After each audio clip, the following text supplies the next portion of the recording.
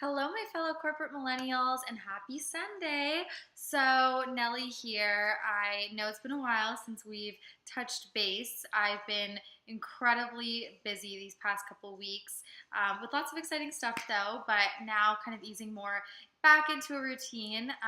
For those of you who follow me on social media, Instagram is at miss_motivate. You would know that I was traveling. I was in Minnesota for a marketing convention slash work trip.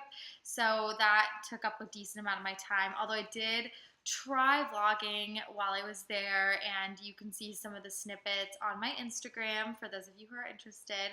But that was awesome. Although you guys know, if you travel a lot, that there's always this kind of period when you come home of like getting everything back in order and easing back into your routine. So I feel like I'm finally there. And then I also just launched the website for my nonprofit, which is Influence Her. So I'll have the link down below. And it's basically where I have my blog and events that I put on if you live in the Miami area for young women specifically who are just kind of looking to level up and be on their A game. And we share tips on succeeding in corporate America, finding a job, perfecting your resume, and so on. But anyways, I'm not going to chat too much about that. I will have all that stuff down below. What I wanted to talk about today was actually something that is very relevant to me right now. It is all about student visas and work visas. So for those of you who might know me personally, you know that I'm Canadian. For those of you who don't, now you know I am from Canada. And the process of being able to kind of stay legal and get my permanent residency here in America was certainly a challenging one. And I know it's something that a lot of other international people, students specifically, struggle with. Like, there's a lot of uncertainty that comes with that. So I am going to be speaking actually tomorrow on a panel. For those of you also who are kind of following me on social media, you know that I am doing more events and motivational speaking. It's something I really love to do. So tomorrow I'm going to be speaking on a panel to international students and sharing my tips and just things that I did on my journey to help get me to where I am now, which is, as you guys know, a fully working corporate millennial, but also someone who is, an H1-B visa recipient. And I've gone down the windy road of getting there. So I figured this would be perfect timing to share those tips with you guys for those of you who can't make it. And also just people on the internet who might be curious. So I know you're out there. So I'm just going to dive right into it. And I'm going to start off by telling you a story. So this dates back a couple of years. I was a junior in college, and someone had mentioned that there was a career fair going on and invited me to go with them. So I kind of schlepped myself to this career fair, and I get there and I see that everyone's suited up and I'm in jeans. So I basically got rejected at the door of the career fair, which I was familiar with that feeling. That was not new to me, as someone who tried to kind of in her college years finesse her way into different situations. Being rejected at the door was not by any means, an unfamiliar feeling. But regardless, I wasn't able to get to the career fair, and so I spent the next 6 months really trying to perfect my resume and my image and essentially brand myself in a way that I could go back to the career fair the following spring and hopefully land a job for the summer. So that was kind of my journey, and so I made it a priority over the following 6 months to get my act together. Spring rolled around, and there was another career fair, and this time I felt really on my A game. I was like, if I'm gonna go, I'm gonna come correct. So I walk into the career fair. I'm the first person there. I got my new shoes, which are shiny. I'd invested in a nice little blazer, and I had a couple different versions of resumes. I'd done my research on the companies. I knew, the right amount of time to hold eye contact for, the perfect amount of pressure for a handshake. I had my 30-second elevator pitch. So I was ready for this career fair. You better believe it. So I walk in, of course, I'm the first one there, and I'm going booth to booth. And I had gotten to this one booth at the end of the kind of circle of booths, if you will. And immediately, I'm going through my 30-second elevator pitch. Here's who I am. My name is Nellie. This is what I'm studying. My GPA. Love to hear about your company, etc., etc. hit it off with the person behind the booth, and she hands me a business card, writes her phone number on the back of it, and says, if you're serious about this, I might have a position for you. So I run back to my dorm that night, and I send her a thank you letter, and I'm super excited because I feel like this could be great. The company, by the way, was Visa. Ironically, actually, it was Visa, like the credit card. And I, kind of fast forward, I'm able to land a interview, over the phone interview with one of their marketing coordinators, and this one was the woman who I would be presumably working for this summer. And the interview was a slam dunk. It was, it was phenomenal. Probably one of the top 3 interviews I've ever had in my life, actually. And she basically hired me on the spot. She said, we're going to get the ball rolling. I will send over the contract. Can't wait for you to join our team this summer in San Francisco. And as someone who had spent kind of prior summers, doing odd jobs, working in retail, being a barista, I was really excited at the possibility that this could be my first kind of big girl job. So I'm telling my family, I'm calling my family, I'm telling my friends, I'm like, I made it, no need to worry about me. I'm moving to San Francisco, and I am basically in with Visa. I'm so excited. So a couple days go by, and I hear from the lady who I'd met behind the booth, the HR coordinator, and she goes, I heard your interview went great. That's awesome. One question, though. I know you mentioned you were from Canada. Would you be requiring sponsorship if we brought you on this summer? And I said I wouldn't, because part of being a student studying in the U.S. is you do get summer to work legally. And she said, that's awesome. But, if we were to hire you full-time after graduation, would you eventually need sponsorship? And that's kind of when I hit a brick wall. So I obviously told her I would. And then, that's kind of when she broke the news to me. She said, here at Visa, we actually have a policy where we don't sponsor anyone unless they have a master's degree or higher. So unfortunately, I wish I saw this coming, but I think we're going to have to withdraw you from this process. And that was a bit of a revelation to me, because in that moment, I realized I would have to work harder. I would have to be even more on my A game than I ever thought before in order to secure this visa. So why did I tell you that story? I wanted to tell you that story because I know how it feels to be in your position if you are in that position. I know how anxiety-ridden those questions can be, and you just are constantly at risk of rejection, even more so than the average student. But I also wanted to tell you that story because, like I mentioned, I am here at the other end of the whole journey, and I have my H1-B and I have a full-time job. So, it is possible to do, but these are some tips that I would tell someone who was in that situation, and things that I did to set myself up for success. So tip number 1 is know your options. This is so critical.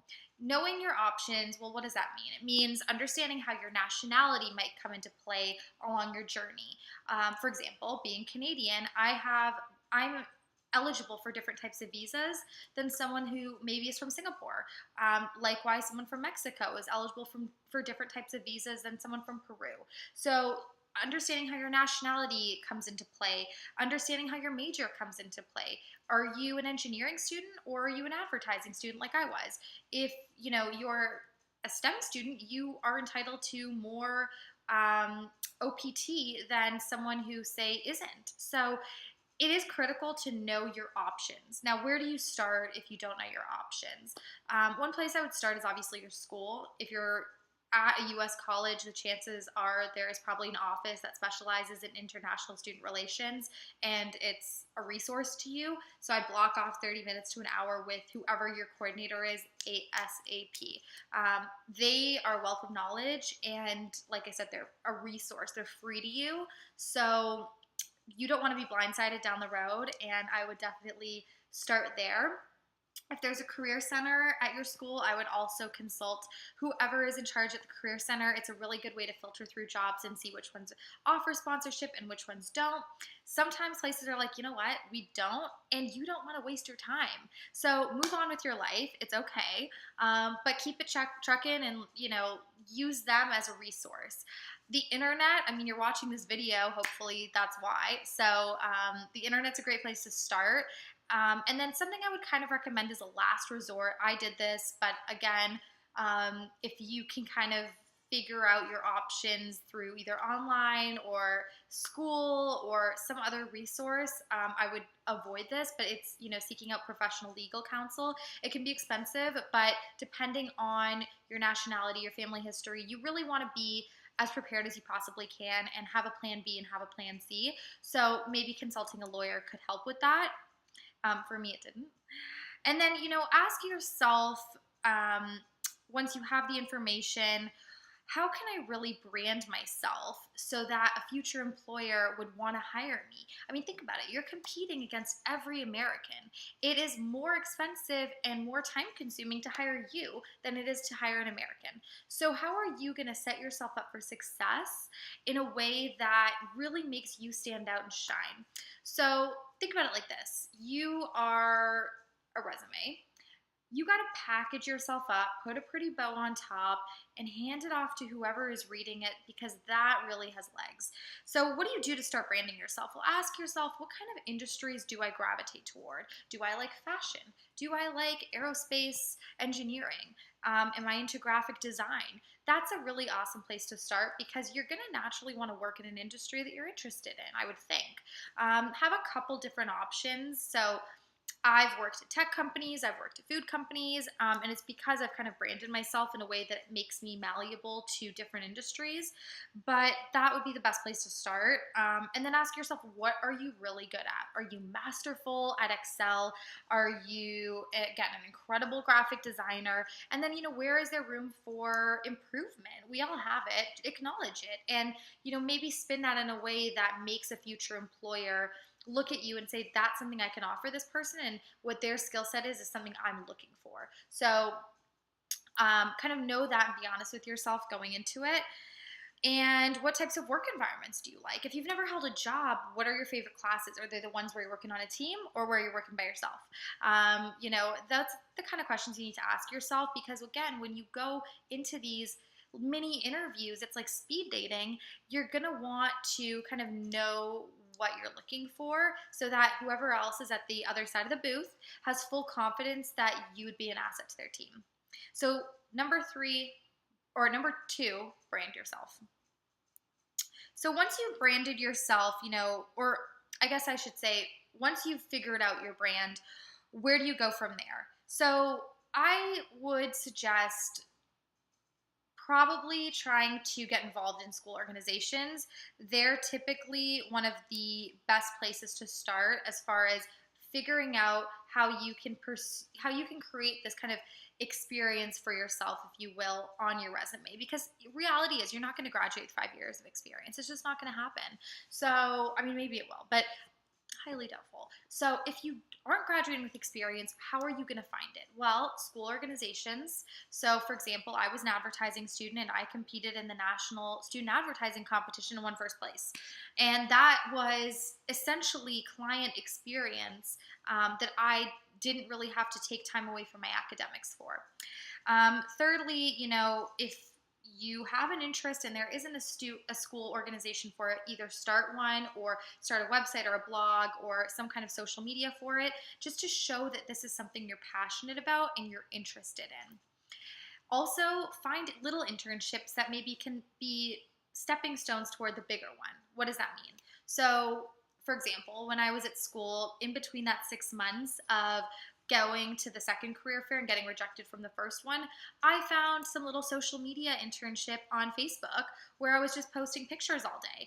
And that was a marketing role, if you will, that I was able to leverage to my advantage. So those are a couple ways I would suggest kind of getting started. And then, a couple things to keep in mind. Again, you need to have a plan B and a plan C. If one doesn't work out, have something in your back pocket. So I'm going to go back to that story I told earlier when I got rejected from the career fair. I was making my rounds and I happened to come across another booth for a tech company where I had a different kind of resume and a different little pitch for, because I had done my research, and I ended up landing a great internship with them that summer. So did it sting that I didn't get the one in San Francisco because of the visa? Yeah, it did. But I had another plan to fall back on, so it really did work out in the end. Once you've gotten your foot in the door, you need to understand that this is the ultimate job interview for you. I mean, you have to be on your A game.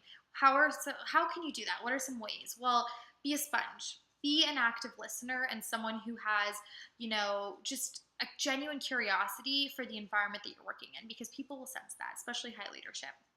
Secondly, build bridges with your coworkers. Really try and create lasting connections with them, even if it's not somewhere you see yourself long term. If it is somewhere you see yourself long term, though, that's awesome. Make it known. So when this is kind of a different internship, but the job I have now started as an internship.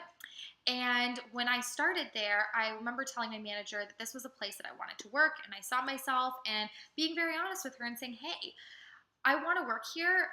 Is sponsorship an option for me? And if it is, what is it going to take? And being honest with her and providing her with the information, and that's knowing your options, but providing her with the information enabled her to then go to her senior leadership and vouch for me. So creating those connections and planting the seed are so critical. And then understand that persistence pays off. If one internship doesn't work out, there's always another one around the corner. The way I actually found my job is I had seen it on one of my school's career websites, and I saw that it offered sponsorship, so I was really excited. I had it bookmarked, and I knew that the application was closing in December. So fast forward, it's Thanksgiving break, and I'm under the impression that I can still apply. They actually pulled down the application 2 weeks earlier for whatever reason, no reason at all really, and I was livid. I mean, I had my heart set on this internship, so I called up the school and I begged for an interview, and they said no, several times, and eventually, they were able to kind of persuade whoever was on the back end, and I ended up getting an interview and beat out 20 plus applicants, and now I have a full-time job there. And they sponsored me. So it just goes to show that persistence pays off. But again, you have to be on your A game as an international student, because you are competing against a whole pool of Americans, even if they're not already in the seat. So I want to kind of leave you guys with a quote. That's really the bulk of it. But if opportunity doesn't knock, create a door.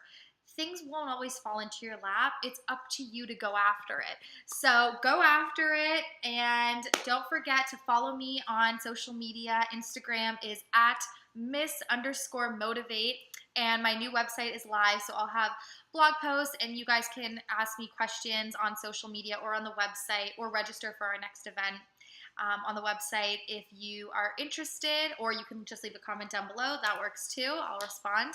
I'm pretty new at this, so I'm just kind of getting a feeler for it, but let me know if these are the kinds of videos you like, and if you have any recommendations for videos you'd like to see in the future, definitely leave me a recommendation below. All right, so this is kind of dragging. I'm going to let you guys go, but I hope you enjoyed this, and I'll talk to you next time. Bye.